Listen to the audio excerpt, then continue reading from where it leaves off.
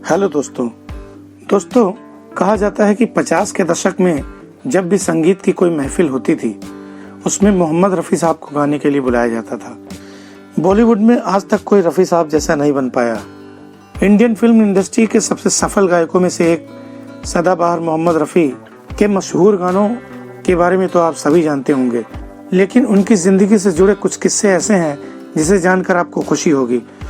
अगर एक गाने में इजहार इश्क की 100 विधाएं दर्शानी हो तो आप सिर्फ एक ही गायक का नाम ले सकते हैं, वो है मोहम्मद रफ़ी।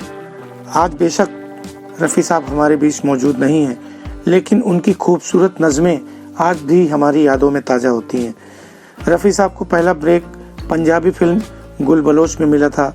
नौशाद और हुस्न लाल भगत ने रफ़ी की प्रतिभा को पहचाना और खयाम ने फिल्म बीबी में उनसे गीत गवाए।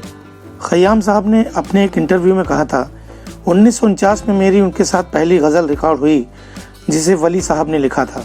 अकेले में वह घबराते तो होंगे, मिटा के वह मुझको पछताते तो होंगे। ये गज़ल के बोल थे। रफ़ी साहब की आवाज़ के क्या कहने, जिस तरह मैंने चाहा उन्होंने उसे गाया। बैजू बावरा में प्लेबैक सिंगिंग करने के बाद रफ़ी ने पीछे मुड़कर नहीं देखा। मोहम्मद रफ़ी साहब के बारे में कहा जाता है, जब एक स्टेज शो के दौरान बिजली जाने की वजह से उस जमाने के जाने माने गायक के.एल. सहगल ने गाना गाने से मना कर दिया तो वहां मौजूद 13 साल के रफ़ी ने स्टेज संभाला और गाना गाना शुरू किया। यहीं से खुली मोहम्मद रफ़ी की किस्मत।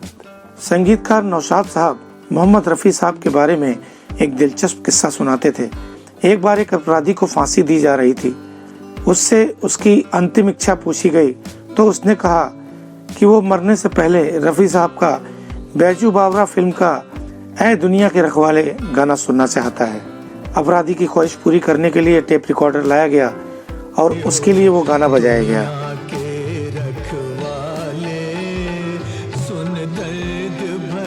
शायद आप नहीं जानते होंगे कि इस गाने के लिए मोहम्मद रफ़ी ने 15 दिन तक रियाज किया था और रिकॉर्डिंग के बाद उनकी आवाज़ इस हद तक टूट गई थी कि लोगों ने कहना शुरू कर दिया था कि शायद ही रफ़ी साहब अब अपनी आवाज़ पा सकेंगे।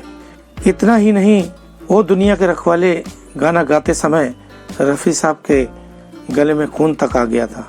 और शायद ही लोगों को इस बात की जानकारी होगी कि मोहम्मद रफ़ी साहब की 2 शादियां हुई थीं। रफ़ी साहब की पहली पत्नी उनकी कजिन बशीरा बानू से उनके पैतृक गांव में हुई थी। यह शादी ज़्यादा दिन नहीं चली क्योंकि बशीरा ने रफ़ी साहब के साथ भारत आने से मना कर दिया था। बाद में मोहम्मद रफ़ी साहब की दूसरी शादी बिल्किस बानो से हुई। तो ये थी रफ़ी साहब की कुछ दिलचस्प बातें। आपको कैसी लगी कमेंट करके ज़रूर बताइएगा। तो दोस्तों, आपको ये वीडियो कैसा लगा?